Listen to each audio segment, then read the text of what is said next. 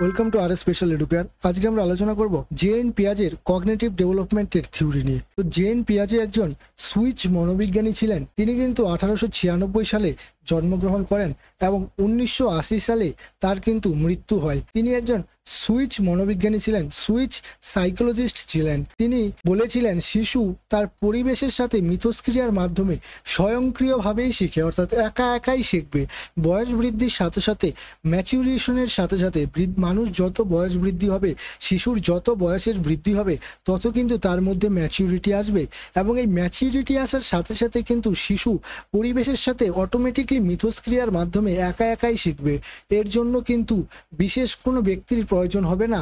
শিশু কিন্তু অটোমেটিকলি একা একাই পরিবেশের সাথে মিথস্ক্রিয়ার মাধ্যমে শিখবে। অর্থাৎ children are active builder of knowledge. শিশু জ্ঞানের স্বয়ংক্রিয় নির্মাতা, অর্থাৎ শিশুকে কিন্তু অ্যাক্টিভ বিল্ডার অফ নলেজ বলেছে, যেখানে শিশু অ্যাক্টিভ হয়ে স্বয়ংক্রিয়ভাবে নিজে নিজেই তার জ্ঞানের নির্মাণ করবে। এরপরে বলা হয়েছে শিশু শুধুমাত্র বই বা শিক্ষকের দ্বারাই শিখবে না, শিশু নিষ্ক্রিয়ভাবে শিখবে না, শিশু শিখবে স্বয়ংক্রিয়ভাবে পরিবেশের সাথে মিথস্ক্রিয়ার মাধ্যমে, প্রশ্ন করে, জিজ্ঞাসা করে। তার মধ্যে কিউরিসিটি উৎপন্ন হবে এবং ব্রেন স্ট্রমিং ক্রিয়েট হবে তার মধ্যে। ম্যাচুরেশনের সাথে সাথে নতুন নতুন জিনিস শেখার জন্য আগ্রহ সৃষ্টি হবে এবং তার মধ্য দিয়েই কিন্তু শিশু প্রশ্ন করবে, অনুসন্ধান করবে, পরীক্ষা নিরীক্ষা করবে এবং তার নিজের মতো করে পৃথিবীকে বুঝবে, তার নিজের মতো করে জানার চেষ্টা করবে এবং নিজের মতো করে শিখবে। এটিই কিন্তু পিয়াজে বলেছিলেন। এবং পিয়াজে কিন্তু শিশুদের বলেছিলেন দ্য লিটল সায়েন্টিস্ট, কারণ শিশুরা একা একাই শেখে, শিশুরা অনুসন্ধানের মাধ্যমে শেখে, শিশুরা নানা রকম পরীক্ষা নিরীক্ষার মাধ্যমে তাদের মধ্যে কিউরিসিটির উৎপন্ন হয় এবং তার মধ্যেই কিন্তু শিশুরা একা একা শিখবে। তাই কিন্তু পিয়াজে শিশুদের লিটল সায়েন্টিস্ট বলেছিলেন। তো প্রথমেই যে অপশনটা আছে অ্যাক্টিভ পার্টিসিপেশন, অর্থাৎ শিশুরা অ্যাক্টিভলি পার্টিসিপেট করবে প্রতিটা কাজের মধ্যে এবং এই অ্যাক্টিভলি পার্টিসিপেট করার মধ্য দিয়ে কিন্তু শিশুরা শিখবে। আর এই যে শিশুর কার্যকলাপে যুক্ত হয়ে যে শেখাটা হবে, অর্থাৎ অ্যাক্টিভ পার্টিসিপেশন, সক্রিয়ভাবে অংশগ্রহণ করে কোনো কাজের মধ্যে শিশুরা যে শিক্ষাটা লাভ করবে, সেই শিক্ষাটা কিন্তু সব থেকে বেস্ট হয়, সব থেকে বেটার হয়, কারণ সেই শিক্ষাটার মধ্যে শিশুরা অনেক কিছু শিখতে পারে।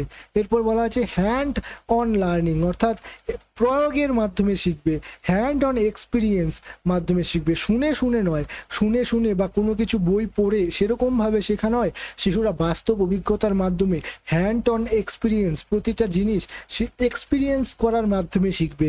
ফলে কিন্তু তাদের মধ্যে অনেকই জ্ঞানের ডেভেলপড হবে, কারণ তারা অ্যাক্টিভলি পার্টিসিপেশন করার পাশাপাশি হ্যান্ড অন এক্সপিরিয়েন্সের মাধ্যমে শিখছে। এরপর বলা আছে এক্সপ্লোরেশন অ্যান্ড ডিসকভারি, অর্থাৎ অনুসন্ধান ও আবিষ্কার। শিশুরা কিন্তু প্রতিনিয়ত অনুসন্ধান করবে এবং আবিষ্কার করবে। কেন অনুসন্ধান এবং আবিষ্কার করবে?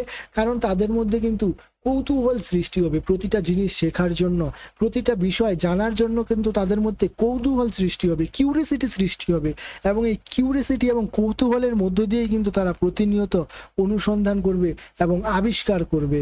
এরপর কনস্ট্রাকটিভিজমের কথা কিন্তু তিনি বলেছেন, অর্থাৎ জ্ঞান গঠিত হয়, স্থানান্তরিত নয়। অর্থাৎ শিশুরা কিন্তু জ্ঞানের নির্মাণ করবে, এরকমটা নয় যে তারা পূর্বের থেকে যে বিষয়টা চলে আসছে সেটাকেই তারা স্বীকার করবে, এরকমটা নয়। তারা তাদের নিজের যুক্তি, তর্ক, বিচার দিয়ে সেই বিষয়টাকে চিন্তা করবে এবং সেটা সঠিক কি ভুল সেটার ডিসিশন নেবে। নিজের মতো করে পুরো বিশ্বকে নিজের মতো করে জানার চেষ্টা করবে, নিজের একটি জগৎ সৃষ্টি করবে। এটাকেই কিন্তু কনস্ট্রাকটিভিজম বলা হয়, অর্থাৎ নিজে নিজে জ্ঞানের সৃষ্টি করবে, এরকমটা নয় যেটা চলে আসছে সেটাকেই তাদের স্বীকার করতে হবে। তাদের নিজের ওপিনিয়ন কি আছে সেটার দিক থেকে তারা বিচার করবে। এরপরে যে বিষয়টা সব থেকে গুরুত্বপূর্ণ সেটা হচ্ছে স্কিমা। পিয়াজের থিওরিতে কিন্তু স্কিমার কথা বলেছে, আর এই স্কিমার ধারণাটি সর্বপ্রথম উল্লেখ করেন স্যার ফ্রেডরিক বার্টলেট।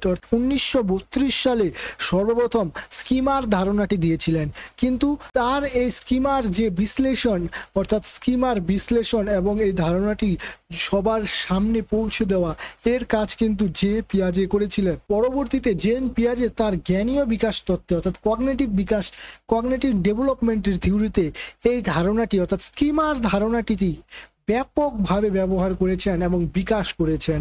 বিশ্লেষণ করে শিশুরা কিভাবে জ্ঞান গঠন করে ও পরিবর্তন করে তা বোঝাতে, অর্থাৎ শিশুরা কিভাবে জ্ঞান অর্জন করে, শিশুরা কিভাবে শেখে, শিশুরা কিভাবে বোঝে কোনো বিষয়, সেটা বোঝাতে গিয়ে এই যে পিয়াজে কিন্তু ফ্রেডরিক বার্টলেটের যে স্কিমার ধারণাটি ছিল, স্কিমার কনসেপ্টটি ছিল, সেই স্কিমার কনসেপ্টটি নিয়েছে এবং তা ব্যাপকভাবে প্রকাশ করেছে, ব্যাপকভাবে বিস্তার করেছে, ব্যবহার করেছে।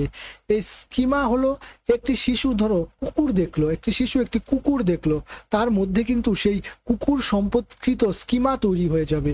অর্থাৎ স্কিমা হচ্ছে যেরকম কম্পিউটারের মধ্যে বিভিন্ন ফাইল থাকে, বিভিন্ন ফোল্ডার থাকে, সেরকমই স্কিমাও একটি ফোল্ডার।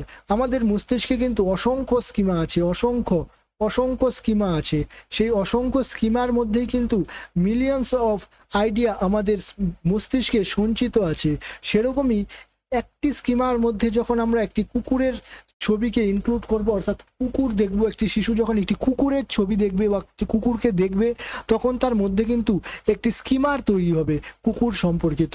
পরবর্তীতে যখন সে নতুন কোনো একটি প্রাণীকে দেখবে, তখন সেই প্রাণীকেও কিন্তু সেই তার পূর্বে যে স্কিমাটি গঠন হয়েছিল মস্তিষ্কে, যে কুকুর এরকম এরকম দেখতে, কুকুরের দুটো কান আছে, চারটি পা আছে, এরকম সম্পর্কিত কুকুরের যে ডিটেলস, কুকুরের সম্পর্কে যে ডিটেলস কিছু সে সংগ্রহ করেছিল, তা কিন্তু তার মস্তিষ্কের কোনো একটি স্কিমাতে সঞ্চিত হয়ে আছে। অর্থাৎ কম্পিউটারের মধ্যে বা ফোনের মধ্যে যে আমরা বিভিন্ন ফাইলগুলো স্টোরেজ করি, সেই রকমই কিন্তু স্কিমার মধ্যেও আমাদের মস্তিষ্কের মধ্যে সেই যে স্কিমা আছে, সেই স্কিমার মধ্যে কিন্তু অসংখ্য তথ্য সংগ্রহ হয়। এবং পরবর্তীতে যখন আমরা সেই তথ্য রিলেটেড কোনো জিনিস দেখি, যেরকম একটি শিশু যখন প্রথমে একটি কুকুরকে দেখে, তখন তার মস্তিষ্কে একটি কুকুর সম্পর্কিত স্কিমার তৈরি হয়, এবং পরবর্তীতে যখন সে আরও একটি সেই কুকুরের সম্পর্কিত, অর্থাৎ পরবর্তীতে তখন সে সেই কুকুরের মতো দেখতে অন্য কোনো প্রাণী বা কুকুরকেই দেখবে, তখন কিন্তু তার মস্তিষ্কে যে পুরনো স্কিমাটি গঠন হয়েছিল কুকুর সম্পর্কে, সেই স্কিমাটি অ্যাক্টিভ হয়ে যাবে এবং সেই স্কিমার থেকে বিভিন্ন ইনফরমেশন আসতে থাকবে যে কুকুরকে দেখতে এরকম, কুকুরের চারটে পা আছে, দুটো কান আছে, এরকম এরকম সারা শরীরে লোম দিয়ে ঢাকা, এরকম বিভিন্ন ইনফরমেশন কিন্তু তার স্কিমা থেকে আসতে শুরু করবে। এবং পুনরায় সেই স্কিমাটি থাকার জন্য, অর্থাৎ স্কিমা থেকে যে ইনফরমেশনগুলো আসবে, সেই ইনফরমেশনের বেসিসেই কিন্তু সে কুকুরকে চিনতে পারবে এবং আইডেন্টিফাই করতে পারবে এটিও কুকুর। একটি শিশু যখন ধরো পুনরায় একটি কুকুরকে দেখলো এবং সেই স্কিমার মধ্যে, সেই তার পুরনো স্কিমার মধ্যে কুকুর সম্পর্কিত ধারণাটি সংগ্রহ হয়ে গেল, এবং সে আবার একটি বিড়ালকে দেখলো, এবং বিড়ালকে দেখেও কিন্তু সে ভাববে যে এটাও হয়তো কুকুর, কারণ বিড়ালেরও চারটে পা আছে, দুটো কান আছে, সারা শরীরে লোম দিয়ে ঢাকা। এই যে পুনরায় দেখলো এবং সেটাকে স্বীকার করে নিল কোনো রকম বিচার বিবেচনা ছাড়াই, অর্থাৎ যেটা দেখলো সেটাকেই স্বীকার করে নিল কোনো রকম বিচার বিবেচনা ছাড়াই, এটাকেই কিন্তু অ্যাসিমিলেশন বলে। অর্থাৎ কেউ যদি তাকে বলে যে এটা কুকুর, সেটাকে কুকুর বলেই স্বীকার করে নেব। এবং পরবর্তীতে যখন সে বুঝতে পারবে যে না, এটা কুকুর নয়, এটা বিড়াল, অর্থাৎ সে নিজের মতো করে মডিফাই করবে যে কুকুর দেখতে আর একটু বড় ছিল, কুকুর ভেউ ভেউ করতো, আর এই বিড়ালটি ম্যাও ম্যাও করে, এরকম কিছু বৈশিষ্ট্যের বেসিসে যখন সে নতুন কোনো ইনফরমেশন ইনক্লুড করবে এবং এই কুকুর আর বিড়ালের মধ্যে ডিফারেন্স গঠন করে দুটো আলাদা আলাদা স্কিমার গঠন করবে, যে এটা হচ্ছে কুকুর অর্থাৎ ডগের স্কিমা, আর এটা হচ্ছে ক্যাট অর্থাৎ বিড়ালের স্কিমা, দুটো আলাদা আলাদা স্কিমার যখন গঠন করবে, অর্থাৎ নিজের মতো করে সে ভেবে চিনতে নতুন একটি আলাদা স্কিমার গঠন করবে, সেটিকে কিন্তু আমরা অ্যাকোমোডেশন বলবো। এরপরে বলা আছে দেখো অ্যাসিমিলেশন, অর্থাৎ নতুন অ্যাসিমিলেশন বলতে আমরা কোনো তথ্যের পরিবর্তন করব না, পরিবর্তন না করে যেটা আছে সেটাকেই আমরা গ্রহণ করব। যেরকম কোনো, যদি তোমাকে একটি পলাশি যুদ্ধের সম্পর্কে একটি নোটস লিখতে দেওয়া হয়, তখন তুমি কিন্তু বইয়ে যেটা আছে সেটাকেই যদি হুবহু লিখে দাও মুখস্থ করার পরে, সেটাকে কিন্তু আমরা অ্যাসিমিলেশন বলবো। এবং যখন তুমি সেই স্কিমাটিকে অ্যাকোমোডেশন করবে, অর্থাৎ সে যেটা মুখস্থ করলে সেটাকে নয়, তুমি নিজের মতো করে বানালে, নিজের মতো করে নিজের কিছু ভাষা তাতে ইনক্লুড করলে এবং নিজের যুক্তি বিচার বিশ্লেষণ দিয়ে নতুন একটি আরো ভালো করে সেই পলাশি যুদ্ধের সম্পর্কে আরো ভালো করে এক্সপ্লেনেশন করলে, সেটাকে কিন্তু আমরা বলবো অ্যাকোমোডেশন। অর্থাৎ নতুন করে নিজের মতো করে বিষয়টিকে পরিবর্তন করে যখন তৈরি করবে, সেটাকে বলা হয় অ্যাকোমোডেশন।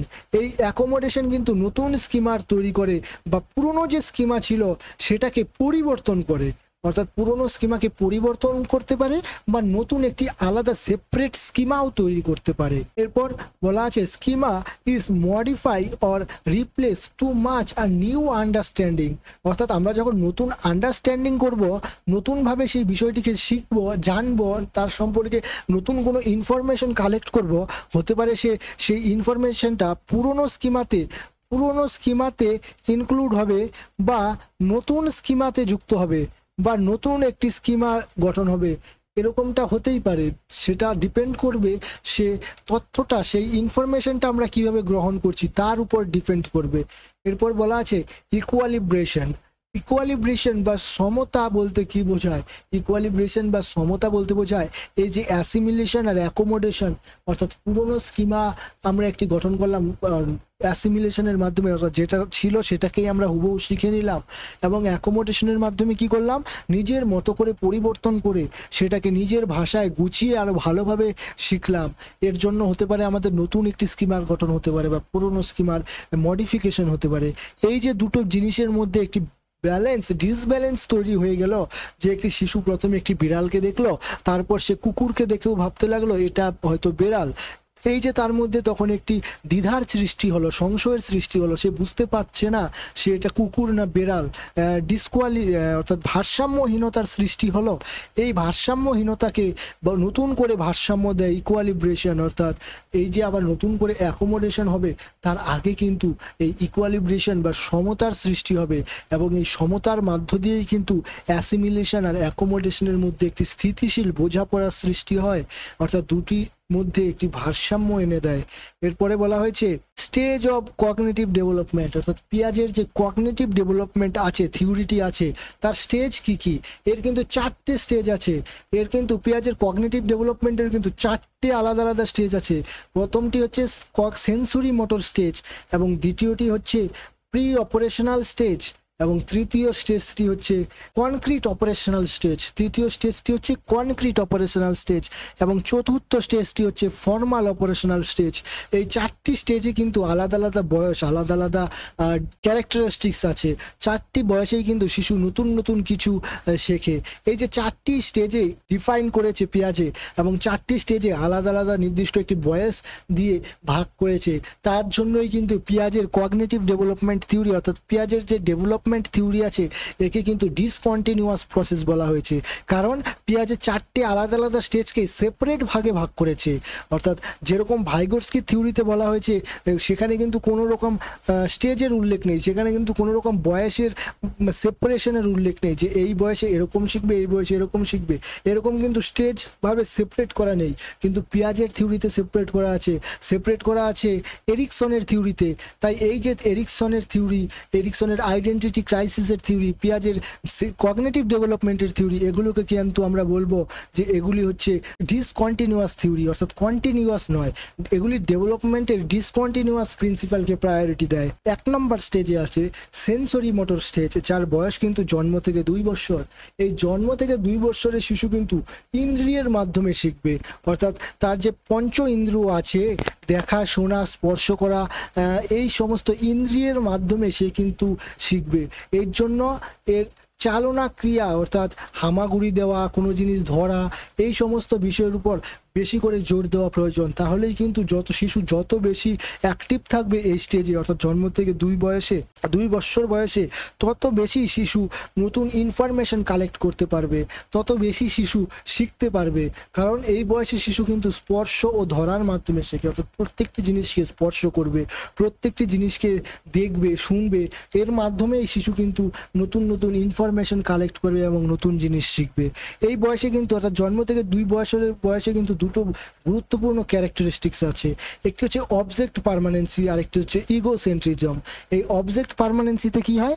এই অবজেক্ট পার্মানেন্সি মানে বোঝায় বস্তুর স্থায়িত্বতা, অর্থাৎ শিশুর চোখের আড়ালে কোনো জিনিস চলে গেলে শিশু কিন্তু সেই জিনিসের যে অস্তিত্ব থাকে সেটা বুঝতে পারে। কম্বলের নিচে খেলনা লুকিয়ে রাখা ফলে শিশু কিন্তু সেই খেলনাটিকে খোঁজার জন্য কম্বলের ভিতরে চলে যায় বা কম্বলটি তুলে সেই খেলনাটিকে দেখতে চায়। বস্তুর অবজেক্ট পার্মানেন্সি সম্পর্কে শিশুর ধারণা কিন্তু এই জন্ম থেকে 2 বছর বয়সেই শুরু করে। এরপর কি আছে? ইগোসেন্ট্রিজম।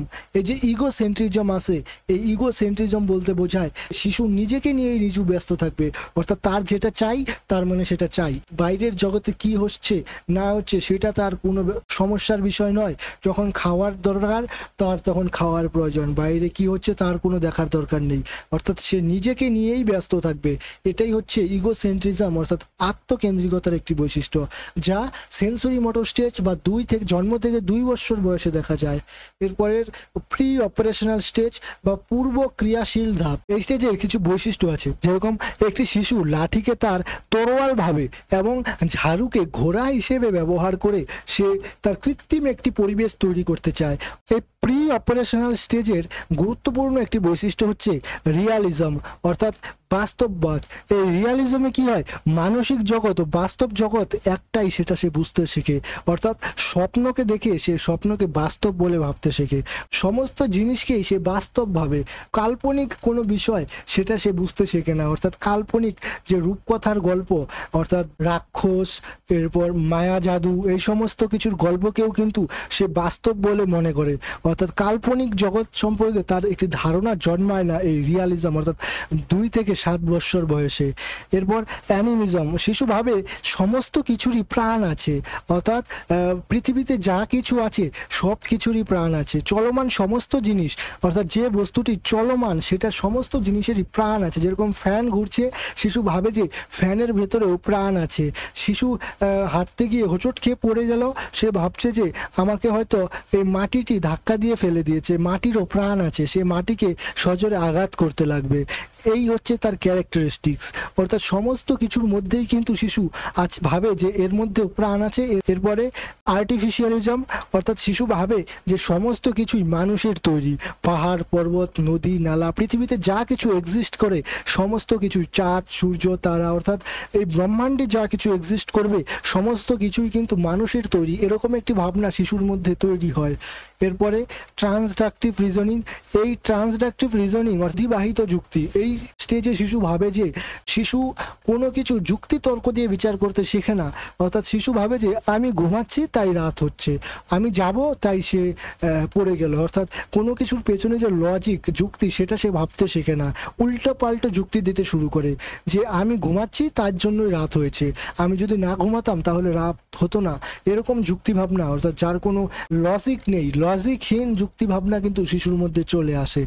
এরপরে এই পর্যায়ে শিশু বুঝতে পারে না যে কোন বস্তু বা কোনো ধারণার বিপরীত দিকও থাকতে পারে। যেরকম একটি কেককে যদি কাটা হয়, একটি কেক কাটার পরে সেই কেকটিকে যে আবার পুনরায় ফিরিয়ে আনা যায় না, পুনর অবস্থায় ফিরিয়ে আনা যায় না, সেটাকে সে বুঝতে পারে না। শিশু ভাবে যে কেকটাকে হয়তো জোড়া লাগালেই সেই কেকটা আবার পুনর অবস্থায় ফিরে যাবে। যেরকম 2 + 2 4 হয়, 2 + 2 4 হয়, শিশু এটা বুঝতে পারে, কিন্তু 4 - 2 = যে 2 হবে শিশু এটা বুঝতে পারে না, অর্থাৎ বিপরীত চিন্তা ভাবনা শিশুর মধ্যে এই স্টেজে আসে না, প্রি অপারেশনাল স্টেজে আসে না। এরপরে কনক্রিট অপারেশনাল স্টেজ, এই কনক্রিট অপারেশনাল স্টেজের বয়স কিন্তু 7 থেকে 11। এই 7 থেকে 11 বয়সেই কিন্তু শিশুর মধ্যে কনক্রিট অর্থাৎ মূর্ত জিনিস যা সে পঞ্চ ইন্দ্রিয়র সাহায্যে অনুভব করতে পারবে, দেখতে পারবে, শুনতে পারবে, এই সমস্ত যে মূর্ত জিনিস, এই মূর্ত জিনিস সম্পর্কে তার মধ্যে একটি ক্লিয়ারিটি চলে আসতে থাকে, তার মধ্যে একটি কনসেপচুয়াল ধারণা চলে আসতে শুরু করে। যেরকম প্রথমেই আসে কনজারভেশন বা সংরক্ষণের ধারণা। এই কনজারভেশন মানে কি, শিশুর সামনে যদি তুমি দুটো আলাদা আলাদা পাত্রে একই পরিমাণে জল রাখো এবং সেই জলটি যদি দুটো আলাদা আলাদা শেপের পাত্রে রাখো, শিশু কিন্তু বুঝে ফেলবে যে দুটো পাত্রে সমপরিমাণ জল আছে, কারণ সে দেখতে পেলো তার চোখের সামনেই কিন্তু সেই জলটিকে আলাদা আলাদাভাবে সেপারেট করা হলো। যেরকম এই দুটো গ্লাসেই কিন্তু সমান পরিমাণে জল আছে এবং এই শিশুটির সামনেই কিন্তু একটি পাত্র অর্থাৎ একটি চ্যাপ্টা পাত্র আর একটি সরু পাত্রে কিন্তু জলটি ঢালা হলো। শিশু কিন্তু বুঝতে পারলো যে দুটো পাত্রেই সমান জল আছে, কারণ সেটা তার চোখের সামনে তার কনক্রিট অবস্থায় সেই কাজটি করা হলো। এর ফলে কিন্তু শিশু বুঝে ফেললো যে দুটো পাত্রেই সম পরিমাণে জল আছে, অর্থাৎ তার চোখের সামনে ঘটা কনক্রিট বিষয়গুলো সম্পর্কে তার মধ্যে চিন্তা যুক্তি দিয়ে সে বিচার করতে পারে। এরপরে সেরিয়েশন বা ক্রমবিন্যাস, অর্থাৎ আকার, উচ্চতা, ওজন ইত্যাদির সাহায্যে শিশু কিন্তু জিনিসগুলোকে ছোট থেকে বড়, বড় থেকে ছোট এভাবে সেপারেট করতে পারে। যেরকম আমি যদি এখানে ত্রিভুজ এরকম কিছু শেপের জিনিস রাখি, তাহলে শিশু কিন্তু এই ত্রিভুজগুলোকে এই আকারের দিক থেকে বিচার করে একত্রিত করতে পারবে, অর্থাৎ ছোটোর থেকে বড়, যেরকম সংখ্যা 1, 2, 1-এর পরে যে 2 হয়, তারপরে যে 3 হয়, এরকম ছোটোর থেকে বড় ক্রম পর্যায়ে শিশু কিন্তু এই সেরিয়েশন স্টেজে সাজাতে পারবে। এরপর ক্লাসিফিকেশনে কি হবে, জিনিসপত্র গ্রুপ বা ক্যাটাগরিতে ভাগ করতে পারবে।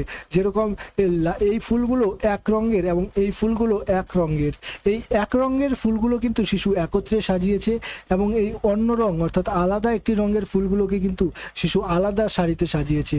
অর্থাৎ শিশু ক্লাসিফিকেশন করতে পারবে, বিন্যাসীকরণ করতে পারবে এই স্টেজে, অর্থাৎ 7 থেকে 11 বছর বয়সে কনক্রিট অপারেশনাল স্টেজে কিন্তু শিশুর মধ্যে এই ধারণাটি চলে আসে।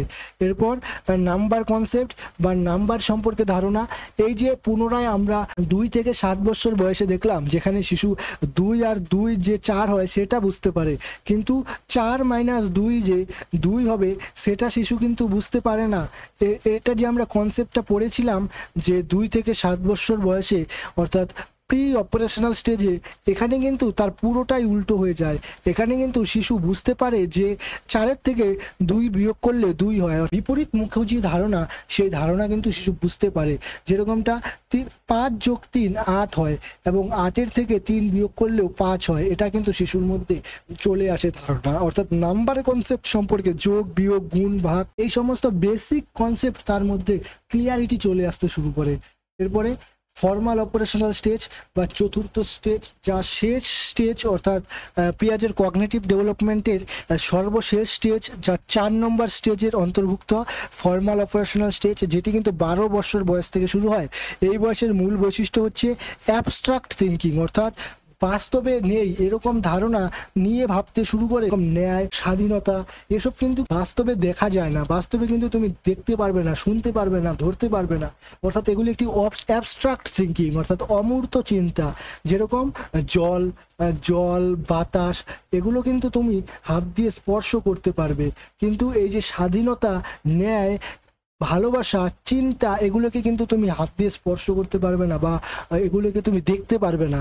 এই যে অ্যাবস্ট্রাক্ট জিনিস যা তুমি দেখতে পারবে না, শুনতে পারবে না, এই জিনিস সম্পর্কেও কিন্তু শিশুর ধারণা 12 বছর বয়স থেকে শুরু করে, অর্থাৎ ফর্মাল অপারেশনাল স্টেজ থেকে শুরু হয়ে যায়। হাইপারথেটিক্যাল ডিডাকটিভ রিজনিং, অর্থাৎ এই স্টেজে শিশু কাল্পনিক যুক্তি তর্ক দিতে থাকে, যদি তাহলে এই ধারণাগুলি শিশু তার মধ্যে ডেভেলপড হয়। কিরকম, যদি বৃষ্টি হয় তাহলে ম্যাচ বাতিল হয়ে যাবে, যেরকম যদি ওই গাড়িটি এখানে আসে তাহলে হয়তো এই জায়গাটি ভর্তি হয়ে যাবে, যদি আমি ভাত খাই তাহলে হয়তো পরে আমি আর চকলেট খেতে পারবো না কারণ আমার পেট ভরে যাবে। এই যে যদি তাহলে, এই যে থিঙ্কিংগুলো, এই যে হাইপার ডিডাকটিভ থিঙ্কিংগুলো তার মধ্যে কিন্তু ডেভেলপড হতে শুরু করে, হাইপারথেটিক্যাল ডিডাকটিভ থিঙ্কিং তার মধ্যে ডেভেলপড হতে শুরু করে। এরপরে এডুকেশনাল ইমপ্লিফিকেশন কি, পিয়াজের এই কগনিটিভ ডেভেলপমেন্টের থিওরি থেকে এডুকেশনাল ইমপ্লিফিকেশন কি পাওয়া গেল, প্রয়োগ করবে কিভাবে এই পিয়াজের কগনিটিভ ডেভেলপমেন্টের থিওরিকে।